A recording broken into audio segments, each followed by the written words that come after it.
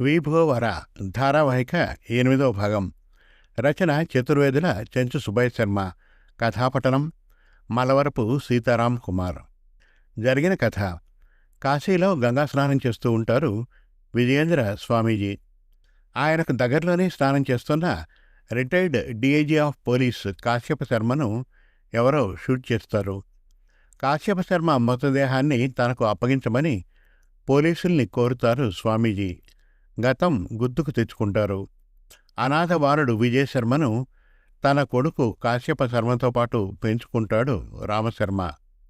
College చదువు కోసం పిల్లలిద్దరినీ మురళీమోహన్ గారి ఇంట్లో ఉంచుతారు రామశర్మ. విజయశర్మ కాశ్యప శర్మల్ని తమ ఇంటికి భోజనానికి పిలుస్తారు మురళీమోహన్ దంపతులు. ఇక విభోవర ధారావాహిక 8వ భాగం వినండి. కాశ్యప శర్మ, విజయశర్మలు కాలేజీలో చేరి 6 నెలలు గడిచాయి.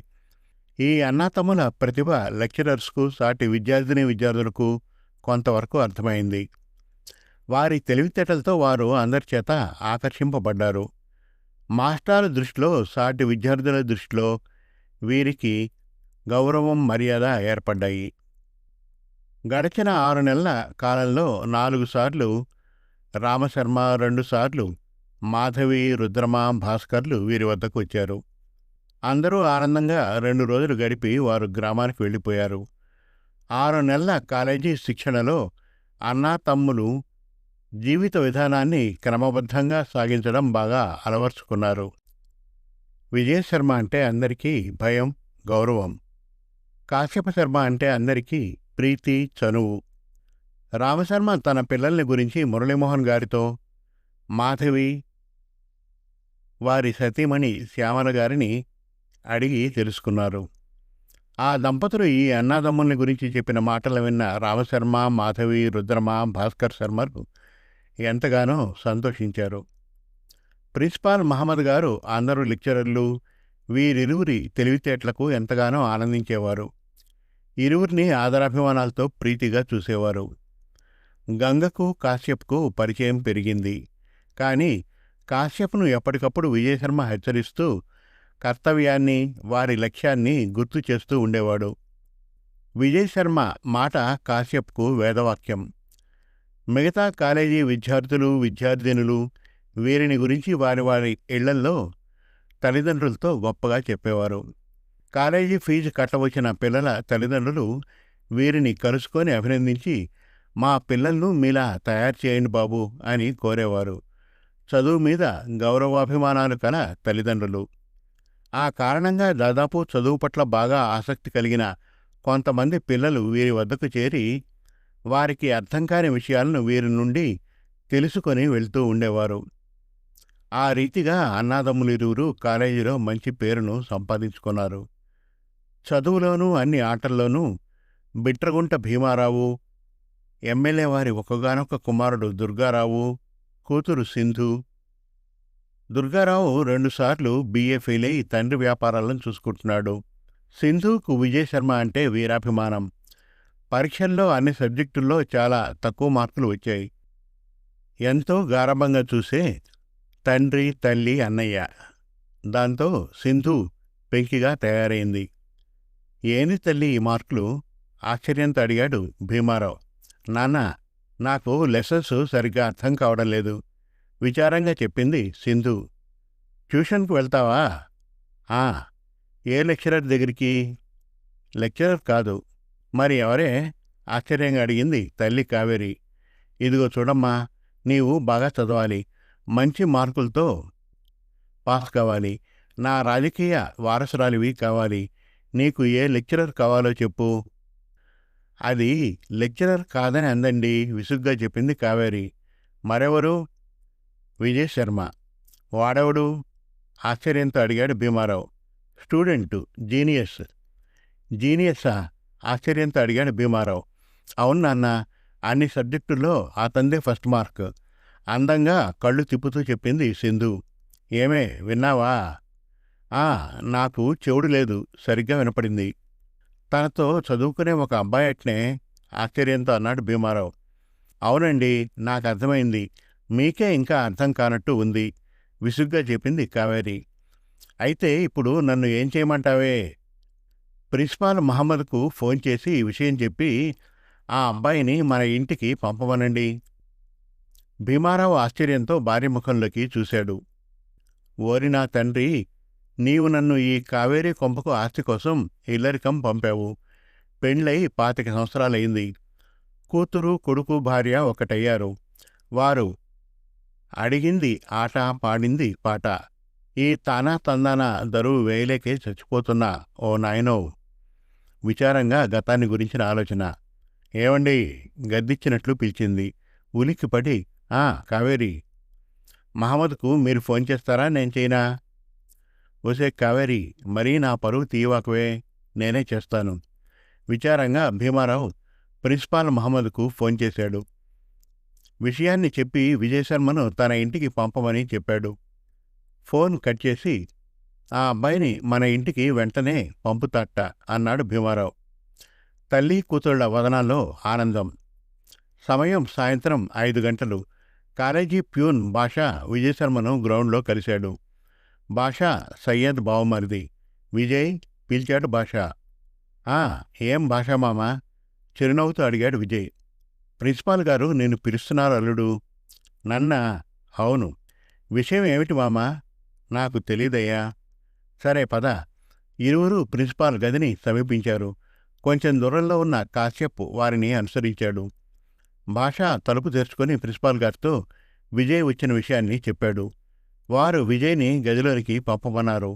భాషా మాట ప్రకారం విజయ్ ప్రిన్సిపాల్ గదిలో ప్రవేశించాడు. Good evening sir.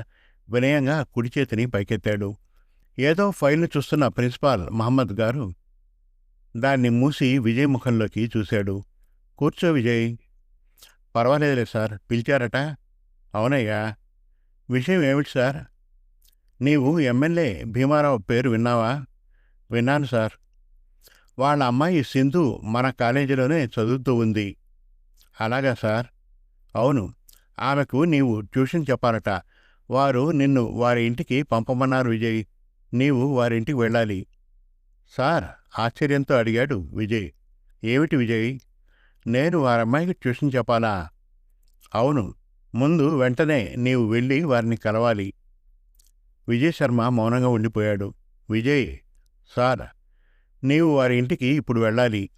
ఇప్పుడా సార్? అవును, వెంటనే. సరే సార్. ప్రిన్సిపాల్ మహమ్మద్ గారు ఎమ్మెల్యే గారి ఇంటి విలాసాన్ని వ్రాసి విజయ్కు అందించారు. ఆ కాగితాన్ని తీసుకుని విజయ్, సరే సార్, నేను వెళ్ళొస్తాను. Good evening sir. విజయ్ గది నుండి బయటికి నడిచాడు. అన్నా, విషయం ఏమిటి? ఆత్రంగా అడిగాడు కాశ్యప్. మనమిప్పుడు ఎమ్మెల్యే భీమారావు గారి ఇంటికి వెళ్ళాలి. ప్రిన్సిపాల్ గారు తనకు చెప్పిన విషయాన్ని విజయ్ కాశ్యప్కు తెలియజేశాడు. ఆ పిల్లకు చాలా పొగరన్నా అన్నాడు కాశ్యప్. ఆ విషయం నీకెలా తెలుసు? ఆమె వాలకాన్ని చూసి గ్రహించానన్నా. అంటే నీకు ఆమె బాగా తెలుసన్నమాట. ఆశ్చర్యంగా కాశ్యప్ ముఖంలోకి చూశాడు విజయ్. అందరూ అంటుంటే విన్నా అన్నా. సరే పద. కాలేజీ ప్రాంతం నుండి ఎమ్మెల్యే గారి ఇల్లు 1 కిలోమీటర్. ఇరువురు వారి ఇంటిని సమీపించారు. గేట్ కీపర్కి తన పేరుని చెప్పాడు విజయ్. అతను లోనికి వెళ్ళి 10 నిమిషాల్లో గేటు దగ్గరికి వచ్చాడు. సార్ మీకోసం వెయిట్ చేస్తున్నారు, వెళ్ళండి. గేటును తెరిచాడు గేట్ కీపర్. విజయ్ కాశ్యపులు భవంతిని సమీపించారు. భీమారావు, వారి సతీమణి కావేరి, సింధు వరండాలకు వచ్చి కూర్చున్నారు. వరండాను సమీపించిన విజయ్ కాశ్యపులు ఎమ్మెల్యే గారికి నమస్కరించారు. మీలో విజయ్ ఎవర్రా? అధికారం ధ్వనించింది. ఆ సంబోధనతో అన్నాదమ్ములు ఒకరినొకరు ఆశ్చర్యంతో చూసుకున్నారు. నేను సార్, వీడు నా తమ్ముడు కాశ్యప్ శర్మ. నీ గురించి మా అమ్మాయి సింధు చాలా గొప్పగా చెప్పింది, నవ్వుతూ అంది కావేరి. చిరునవ్వుతో సింధు విజయ్ ముఖంలోకి చూసింది. క్షణంసేపు ఆమె ముఖంలోకి చూసి తలను పక్కకు తిప్పుకున్నాడు విజయ్. నీవు మా ఇంటికి వచ్చి మా అమ్మాయికి ట్యూషన్ చెప్పాలి. నీకు ఎంత కావాలి? అడిగాడు భీమారావు. సారా? అడుగు. నెంబర్ 1, నేను మీ అమ్మాయి గారికి ట్యూషన్ మీ ఇంటికి వచ్చి చెప్పలేను. నెంబర్ 2, నేను డబ్బును తీసుకోను. నెంబర్ 3, నేను మీ అమ్మాయికి తెలియని విషయాన్ని చెప్పాలంటే ఆమె మా ఇంటికి రావాలి. స్పష్టంగా నిర్భయంగా చెప్పాడు విజయ్. విజయ్ మాటలకు వారు ఆశ్చర్యపోయారు. ఆ భార్యాభర్తలు ఒకరి ముఖాలొకరు చూసుకున్నారు. సింధు వదనం వాడిపోయింది. దీనంగా తండ్రి ముఖంలోకి చూసింది. కాశ్యప్ విజయ్ ముఖంలోకి భయంగా చూశాడు. విజయ్ ముఖంలో ప్రశాంతత, చిరునవ్వు. బాగా ఆలోచించుకో, భీమారావు హెచ్చరిక. సార్, నేను బాగా ఆలోచించే నా నిర్ణయాన్ని తెలియజేశాను, చిరునవ్వుతో చెప్పాడు విజయ్. నాన్న, నేను వారి ఇంటికి వెళ్తాను, మెల్లగా చెప్పింది సింధు. నీ నిర్ణయం మారదు సార్, భీమారావు మాట పూర్తి చేయకముందే చెప్పాడు విజయ్. 2 క్షణాల తర్వాత, సార్, నా దగ్గరకు సాయంత్రం సమయంలో దాదాపు 10 మందికి పైగా బాలబాలికలు వస్తున్నారు. ఆ కారణంగా నేను మీ ఇంటికి రాలేను. ఏమండి? ఏమిటి? సాయంత్రం సమయంలో మన అమ్మాయిని అతని ఇంటికి పంపిద్దామండి, అనునయంగా చెప్పింది కావేరి. సార్, ఇక మాకు సెలవిప్పించండి అడిగాడు విజయ్. భీమారావు కొన్ని క్షణాలు ఆలోచించాడు. నా మాటను కాదనడానికి వీడికెంత ధైర్యం? అయినా అవసరం మనది, వాడి షరతుకు ఒప్పుకోవడం సమంజసం అనుకున్నాడు. సరే, రేపటి నుండి మా సింధు మీ ఇంటికి వస్తుంది. మంచిది సార్, నమస్తే. విజయ్ వేగంగా వరండా మెట్లు దిగాడు. కాశ్యప్ అతన్ని అనుసరించాడు. భీమారావు, కావేరి, సింధు వారిని ఆశ్చర్యంతో చూస్తూ ఉండిపోయారు. ఇంకా ఉంది విభోవర ధారావాహిక 9వ భాగం త్వరలో. మరిన్ని చక్కటి కథల కోసం, కవితల కోసం, వెబ్ సిరీస్ కోసం మనతెలుగుకథలు.com విజిట్ చేయండి. Thank you.